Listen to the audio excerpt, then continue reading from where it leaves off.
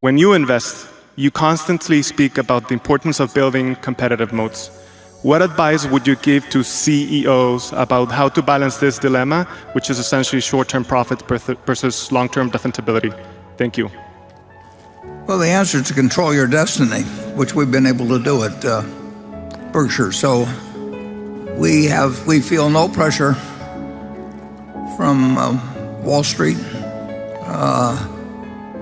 We don't have investor calls. We don't have to make promises. We get a chance to make our own mistakes and occasionally find something that works well. But we recognize that the people in this room and people like them are the ones that we're working for, and we're not working for a bunch of people that care about whether we meet the quarter estimate or anything. So we have a freedom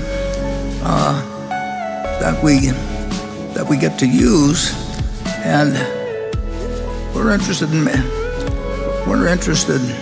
owning a wonderful business forever. Well, there aren't very many wonderful businesses, but we do learn a lot as we go along.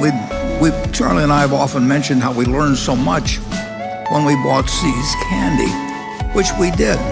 But we learned when we bought Ben Rogers' chain of women's dress shops spread all over the eastern part of the country. We learned when we tried getting into the department store business back in 1966, and as the ink was drying on our purchase price, we realized we'd done something dumb. We're learning all the time how consumers behave. I'm not going to be able to learn the technical aspects of businesses, but that'd be nice if I knew it, but it isn't essential. And we are obviously we've got a business at Apple which is larger than our energy business, and we may only own 5.6 or 7%, but our ownership goes up every year. And I don't understand the phone at all, but I do understand consumer behavior. And I know how people think about whether to buy a second car. I know how they go out to different... We own auto dealerships. We're learning all the time from all of our businesses how people react to granimals versus, selling them something else. And so See's was a sort of breakthrough, but we just keep learning as to more about how people behave and how a good business can turn into a bad business, and how some good businesses can maintain their competitive advantage over time. So we don't have some formula. Berkshire people, but we can also tell in 10 seconds whether it's something of interest. I mean, when I get these calls and we want to send decks and all that sort of thing, which is nonsense. I mean, it's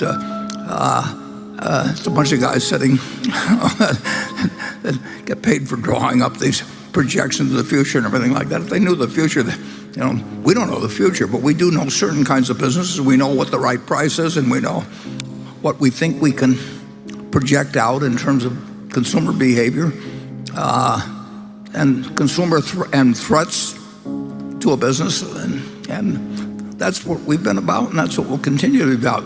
We don't get smarter over time. We get a little wiser though, following it over time, and you can do it while sitting in the office with a telephone too, which we like. Being too conservative and too aggressive as investors. Do you ever make bad investment decisions because of your emotions, and what do you do to try to keep that from happening? Well, we make bad investment decisions plenty of times. I make more than Charlie because I like to think it's because I make more decisions, but probably my batting average is worse. But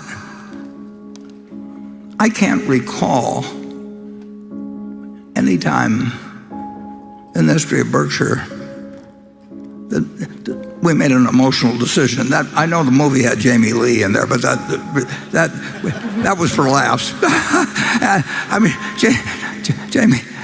Jamie Lee, she's good, but she's not good enough to get me or Charlie to make an emotional decision.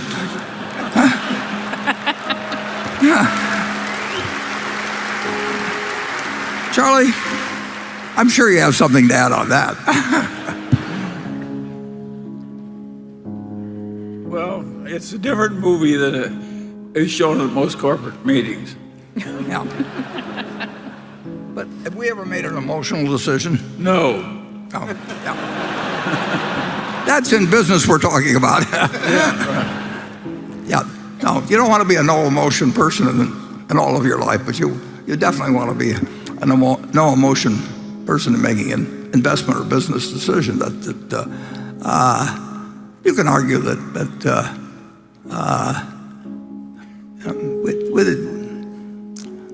we probably, I would say that we made an emotional decision perhaps, and when a manager has been with us for some period, and we've